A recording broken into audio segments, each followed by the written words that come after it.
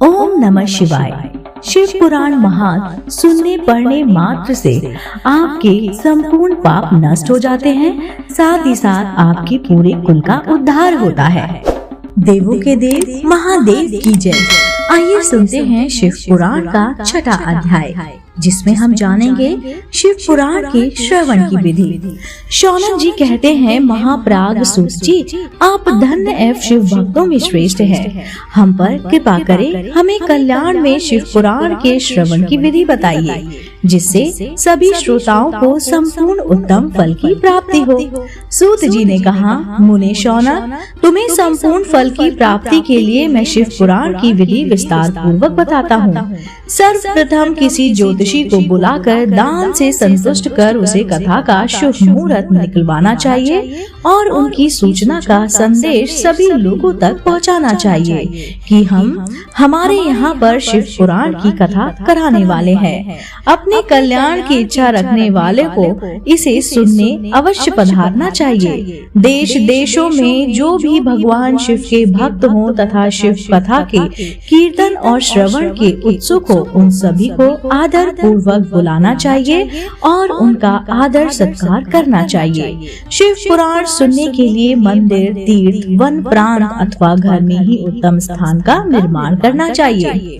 केले के खम्भों से सुशोभित कथा मंडप तैयार कराएं। उसे सब और फल, पुष्प, सुंदर फूल पत्तियों से सजाना चाहिए। चारों कोनों पर ध्वज लगाकर उसे विभिन्न सामग्री से सुशोभित करना चाहिए। भगवान शंकर के लिए भक्ति पूर्वक दिव्य आसन का निर्माण करना चाहिए तथा कथा वाचन के लिए भी दिव्य आसन का निर्माण करना चाहिए।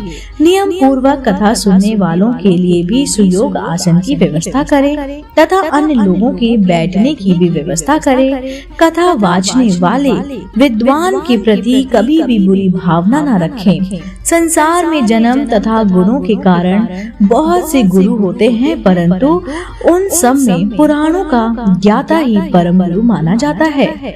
पुराण वेत्ता पवित्र, शांत, साधु, ईर्ष्या पर विजय प्राप्त करने वाला और दयालु होना चाहिए।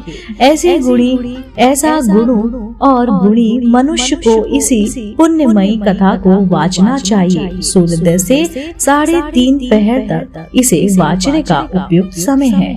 मध्यकाल में 2 घड़ी तक कथा बंद रखनी चाहिए ताकि लोग मलमूत्र का त्याग कर सकें। जिस दिन से कथा शुरू हो रही है उसे 1 दिन पहले व्रत ग्रहण करें। कथा के दिनों में प्रातःकाल का नित्य कर्म संक्षेप में कर लेना चाहिए। वक्ता के पास उसकी सहायता हेतु एक विद्वान व्यक्ति को बैठाना चाहिए कि सब प्रकार के शयनों को दूर कर लोगों को समझाने में कुशल हो तथा कथा में आने वाले विघ्नों को दूर करने के लिए सर्वप्रथम गणेश जी का पूजन करना चाहिए। भगवान शिव व शिव पुराण की भक्ति भाव से पूजा करें। तत्पश्चात श्रोता तन मन से शुद्ध होकर आदर पूर्वक शिव पुराण की कथा सुने। जो वक्ता और श्रोता अनेक प्रकार के कर्मों से भटक रहे हों, काम आदि 6 विकारों से युक्त हों, वे पुण्य के भागी नहीं हो सकते। जो मनुष्य अपनी सभी चिंताओं को भूलकर कथा में मन लगाता है, उस शुद्ध बुद्धि मनुष्य को उत्तम फल की प्राप्ति होती है। इसी के साथ शिव पुराण महात्म का छठा अध्याय समाप्त होता है। हरे हर महादेव। अगला अध्याय सुनने, जानने, देखने के लिए जुड़े रहिए आप अपने पसंदीदा YouTube चैनल से। मैं फिर से उपस्थित होती हूँ। तब तक के लिए नमस्कार।